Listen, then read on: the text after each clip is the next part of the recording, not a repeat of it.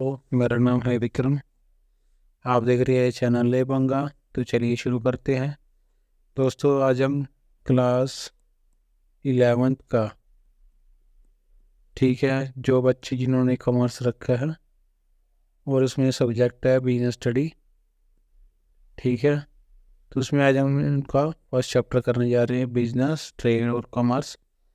तो आज हम पढ़ेंगे बिजनेस क्या होता है, ट्रेड क्या होता है और कॉमर्स क्या होता है, ठीक है। तो जिन जिन को भी दिक्कत है चैप्टर पढ़ने में, तो उनको मैं आसानी से समझा दूंगा अभी चैप्टर में है क्या, ठीक है। तो आज हमारा फर्स्ट चैप्टर है बिजनेस, ट्रेड एंड कॉमर्स। तो सबसे पहले मैं आपको बिजनेस का मीनिंग बता दूं। बिजनेस में एक बहुत वाइड टर्म है। बिजनेस के अंदर तीनों चीज़ को इंक्लूड किया गया है, इंडस्ट्री, ट्रेड एंड कॉमर्स, ठीक है। तो मतलब इसका मतलब ये निकलता है कि बिजनेस में तीनों चीज़ें इंक्लूड है, इंडस्ट्री भी है, ट्रेड भी है, कॉमर्स है, और बिजनेस एक बहुत वाइडर टर्म है, ठीक है। तो इसके बाद हम बात करेंगे एक्टिविटीज़ के बारे में, ठीक है। तो एक्टिविटीज़ में क्या आता है, इंसान दो तरह की एक्टिविटीज़ करता है, इकोनॉमिक और नॉन इकोनॉमिक एक्टिविटी, ठीक है। इकोनॉमिक एक्टिविटीज़ कौन सी होती हैं, जिसमें हमें इंक्लूड होता है प्रॉफिट, ठीक है। क्या इंक्लूड होता है, प्रॉफिट। नॉन इकोनॉमिक एक्टिविटी में क्या होता है, अगर हम कोई भी एक्टिविटी कर रहे हैं जिसमें से हम प्रॉफिट को माइनस कर देंगे, वो एक्टिविटी कौन सी हो जाएगी, नॉन इकोनॉमिक, ठीक है। तो इसी चैप्टर में यही है कि अगर हम कोई भी एक्टिविटी करेंगे, ठीक है, जिसमें प्रॉफिट इंक्लूड है, तो वो इकोनॉमी है, ठीक है, इकोनॉमिक एक्टिविटी है। और जो इसमें हम प्रॉफिट इंक्लूड नहीं करेंगे, वो कौन सी एक्टिविटी हो जाएगी, नॉन इकोनॉमिक एक्टिविटी, ठीक है। तो इसके बाद आ गया कॉन्सेप्ट ऑफ बिजनेस,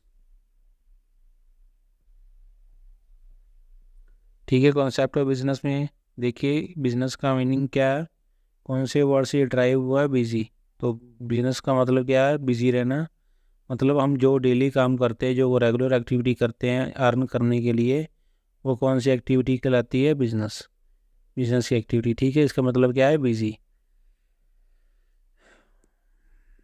तो इसके बाद हम करेंगे बिजनेस की कैरेक्टरिस्टिक्स। तो कैरेक्टरिस्टिक्स का मतलब, इसका मीनिंग, इसको फीचर्स भी क्या देते हैं, ठीक है, फीचर्स भी क्या देते हैं, कैरेक्टरिस्टिक्स भी क्या देते हैं, ठीक है। तो बिजनेस के हम पढ़ लेते हैं कैरेक्टरिस्टिक्स क्या है।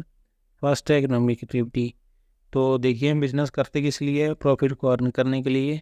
तो मैंने आपको पहले ही बता दिया था, जिसमें इकोनॉमिक एक्टिविटी कौन सी होती है, जिसमें हम प्रॉफिट इंक्लूड कर लेते हैं, ठीक है। तो जिसमें भी प्रॉफिट इंक्लूड हो गया, वो कौन सी एक्टिविटी होगी, इकोनॉमिक एक्टिविटी, ठीक है, जिसको बिजनेस में इंक्लूड किया जाता है।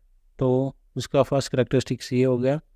सेकेंड करेक्टरिस्टिक्स देखिए, प्रोडक्शन और procurement of goods and services का मतलब क्या है। जब भी हम कोई भी गुड्स या सर्विसेज को, गुड्स एंड सर्विसेज की बात कर रहे हैं, जब भी हम कोई गुड्स को बेचते हैं या सेल करते हैं, सबसे पहले उनको या तो तैयार किया जाता है या उनको प्रोक्योर यानी कि उनको सही तरीके से संभाल कर रखा जाता है, ताकि प्रोड्यूसर से, जो गुड्स को तैयार कर रहा है, वो प्रोड्यूसर टू कहाँ तक चीज़ें आसानी से जा सके कंज्यूमर तक, ताकि कोई भी चीज़ ख़राब ना हो। जैसे कि हमें डेली चीज़ की ज़रूरत पड़ती है, कौन, जैसे कि शुगर की, पेन, नोटबुक, कुछ भी एक्स्ट्रा कोई भी गुड्स है या कैपिटल गुड्स है, जैसे हैवी मशीनरीज है, तो पहले ये तैयार की जाती है, फिर कस्टमर को सोल्ड की जाती है। फिर बात करते हैं सर्विसेज की। तो सर्विसेज में क्या आता है, जैसे कि सर्विसेज कौन प्रोवाइड करता है, डॉक्टर, लॉयर, क्योंकि वो तो कोई गुड्स तो प्रोवाइड कर नहीं है, सिर्फ सेवा प्रोवाइड कर रहे हैं, ठीक है। अगर डॉक्टर के पास हम चेकअप, मेडिकल चेकअप के लिए आते हैं, तो हमें क्या देता है, सर्विस प्रोवाइड करता है, अपनी सेवा प्रोवाइड करता है, जिसके लिए वो पैसे लेता है, ठीक है। तो इसमें क्या क्या आ गया, ट्रांसपोर्टेशन। ट्रांसपोर्टेशन में भी क्या होता है, एक चीज़ को दूसरी जगह तक लेकर जाया जाता है। बैंकिंग आ गया, बैंक हमारे पैसे को एक जगह से दूसरी जगह ट्रांसफ़र करता है। इलेक्ट्रिसिटी भी क्या है, एक तरह की सेवा है, क्योंकि गुड्स को हम छू सकते हैं, लेकिन सर्विस को हम छू नहीं सकते, सिर्फ हम महसूस कर सकते हैं, ठीक है। तो नेक्स्ट है हमारा, नेक्स्ट पॉइंट क्या है, सेल्स, सेल और exchange of goods and services, ठीक है। तो इसका मतलब क्या है, जब भी हम गुड्स को डायरेक्टली या इनडायरेक्टली किस में इन्वॉल्व कर देते हैं, ट्रांसफ़र करते हैं, exchange of goods and services for value. तो इसका मतलब क्या है, जब भी हम देखिए गुड्स एंड सर्विसेज। गुड्स का आपको पता चल गया, सर्विसेज का मतलब भी आपको पता चल गया। तो जब भी हम क्या करेंगे, गुड्स एंड सर्विसेज क्या होगी, बिजनेसमैन क्या करता है, जो भी गुड्स उसने तैयार किए है उसको क्या करता है, कस्टमर को क्या कर देता है, सेल करता है।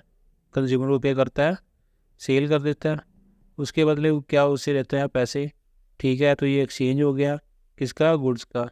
सर्विसेज का भी क्या हो गया, जैसे कोई डॉक्टर या लॉयर अपनी सर्विस प्रोवाइड कर रहा है तो उसके बदले क्या लेता है, वो अपनी सर्विस चार्जेस लेता है। ठीक है, नेक्स्ट पॉइंट आ गया fourth, dealing in goods and services on a regular basis.